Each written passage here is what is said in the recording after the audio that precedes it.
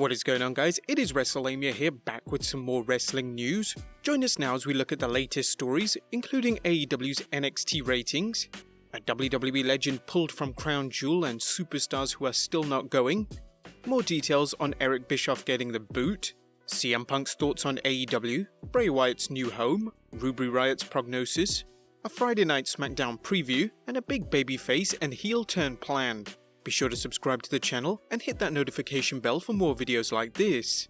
But let's waste no further time and get into the first story, as a WWE legend has been pulled from Crown Jewel, and we look at superstars who are still not going. Now, The Undertaker has been no stranger to Saudi events. In fact, he's been one of the biggest draws there, as he's more or less wrestled exclusively for the shows. He's buried Rusev, been defeated by D-Generation X, and destroyed Goldberg, but according to recent reports, this year's Crown Jewel won't see the dead man return. Why? Well, it's not confirmed, but it seems like they already have enough star power for the show with 2 marquee matches, as well as Hogan and Flair getting in on that Saudi money. So it's believed Undertaker won't be needed, just like he wasn't needed on SmackDown's debut on Fox. Also not appearing are Sami Zayn, who's never been invited, so in protest, best friend Kevin Owens has refused to travel, along with Daniel Bryan and John Cena. There may be more, and possibly others could change their mind. Next up, AEW thrashes NXT for the 3rd week straight. Now, week 3 of the Wednesday night war between AEW Dynamite and NXT is over, and the ratings are in. According to PW Insider's Dave Shearer, AEW Dynamite on TNT did 1,014,000, down from the 1,140,000 they did combined last week on TNT and True TV. That is an 11% drop from last week. They also dropped slightly in the 18 to 49 demographic, going from 0.46 to 0.44. NXT on USA was down as well, as they dropped to a series low 712,000 overnight viewers, 790,000 viewers. They experienced an 11% drop from last week. They did a 0.20 rating in the People 18 to 49 demographic, down from last week's 0.22. Looking at the table, there is a slow but steady decline for both shows, including that all-important 18 to 49 demographic. While neither show should take a defeatist attitude about the ratings drop, NXT's drop appears more serious as the show continues to lose viewers at an alarming rate. AEW must deal with the question of how much further their ratings will fall before they plateau, or worse, continue falling. But if NXT continues losing viewers at this rate, what steps will the WWE make to try and improve things? Well, one source noted that Vince McMahon was not happy with the ratings. There's no word on whether this source is Captain Obvious, but it's good if McMahon is paying attention to NXT's struggles. However, what will he do about it? There have been rumours of the WWE bringing in main roster stars, but so far, change has come at a glacial pace. Finn Balor showed up and announced he was returning to NXT, but he has yet to wrestle.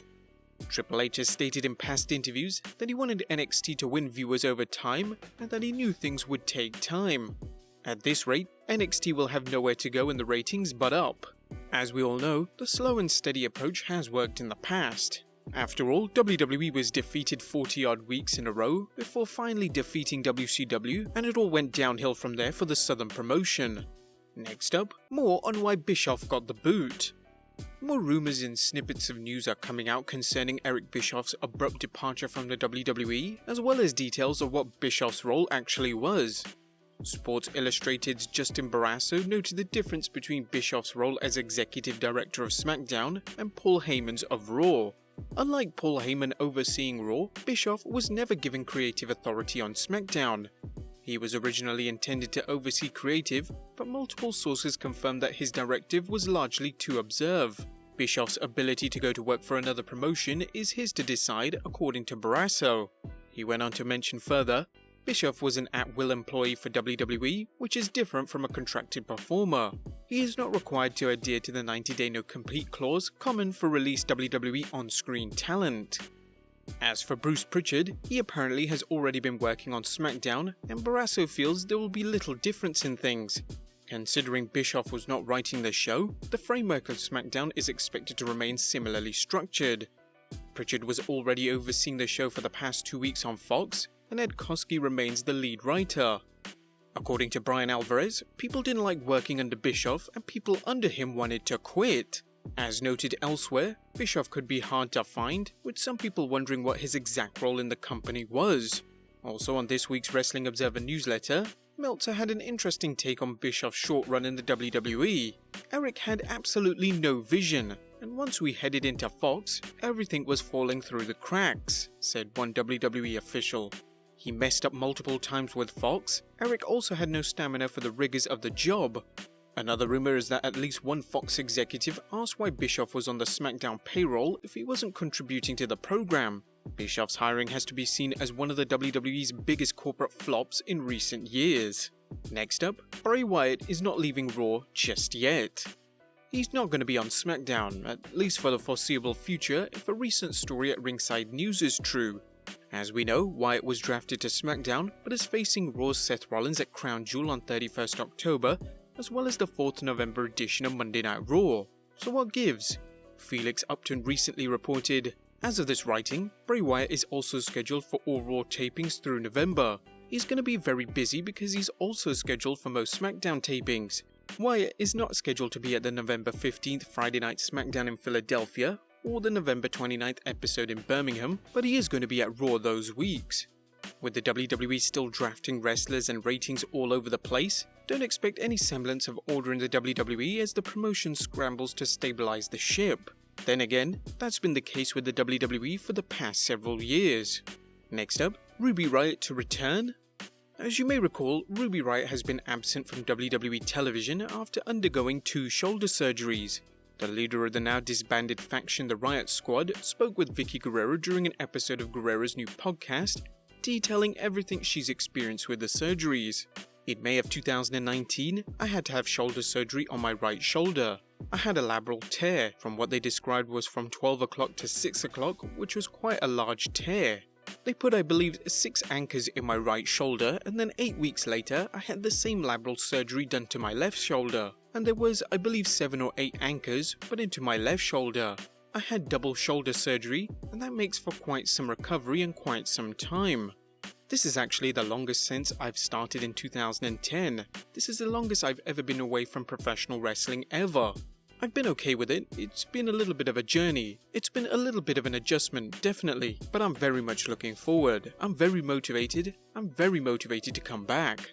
Ruby isn't sure when she's returning, but she's eager to step back into the ring with everything that's going in the WWE. We'll keep you updated on her return. Next up, CM Punk comments on AEW and WWE return. Look, we haven't reported on CM Punk for the last 2 weeks. Just give us some credit there. But anyway, wrestling straight-edge superstar has been busy promoting his new horror film, Girl on the Third Floor, but inevitably, questions are posed about professional wrestling. During an interview with WGN, Punk was asked if he watches AEW. Punk replied, "I do not. I don't watch wrestling." However, Punk's comments about AEW were revealing. "I think it's great. Yeah, I wish these guys nothing but success. You know, if they're successful, it will force WWE to be more creative, and it's always been better when there's not just one place to work. You know, it's better for the wrestlers, it's better for the fans. I think competition drives industry. So if there's only one place in town to work, I think the creatives will be lazy.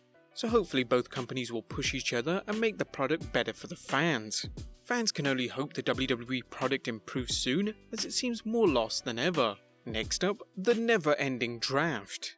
As we noted in an earlier video, there may be no end in sight to the WWE Draft as the promotion continues making announcements about its superstars' comings and goings. Consider the latest announcement from the WWE that the authors of Pain of Akam and Rezar have been drafted to Raw. There are still a number of superstars who haven't been drafted, including those who are injured, such as Ruby Riott, and those who might as well have disappeared into the Phantom Zone, such as the Ascension. The draft has been panned by fans and critics alike, yet the WWE keeps dragging it out as if it means anything. Next up, a quick Smackdown preview. The WWE has added 2 matches in addition to the recently announced Intercontinental Championship match between Shinsuke Nakamura and challenger Roman Reigns, the first being a 6-pack challenge between Nikki Cross, Carmella, Dana Brooke, Sonya Deville, Lacey Evans and Mandy Rose. And the second is an 8-man tag involving Heavy Machinery teaming with the New Day to battle the Revival, Dolph Ziggler and Robert Roode. The WWE doesn't seem all too concerned after Friday Night SmackDown's ratings drop in week 2. To be honest, the card doesn't look too bad. But considering Bruce Pritchard has been overseeing SmackDown for 2 weeks, it's uncertain how much he'll shake things up. And our final news story for today: a babyface turn for former champion and a heel turn for another. We just had a big heel turn on the blue brand, so naturally things have to level out, so as to make sure there's an equal level of good versus bad. So in order to keep things balanced, there are rumors that former 10-time women's champion Charlotte Flair will be turning babyface. Now, she recently worked as a heel on Monday Night Raw, but simply because WWE wanted a heel to lose to Lynch, and with Banks out of action and Bayley as SmackDown Women's Champion, Flair was the one to step in and take the loss. However, now that the heel Kabuki Warriors are on the red brand, it seems to balance things out on the red brand, she'll be turning babyface. Also, Meltzer spoke on one Raw superstar turning heel, that being Natalya. Is this a good idea? Would you prefer Flair as a babyface? Let us know your comments down below, subscribe if you haven't already, follow us on Instagram and Twitter, and I'll see you next time with some more wrestling content.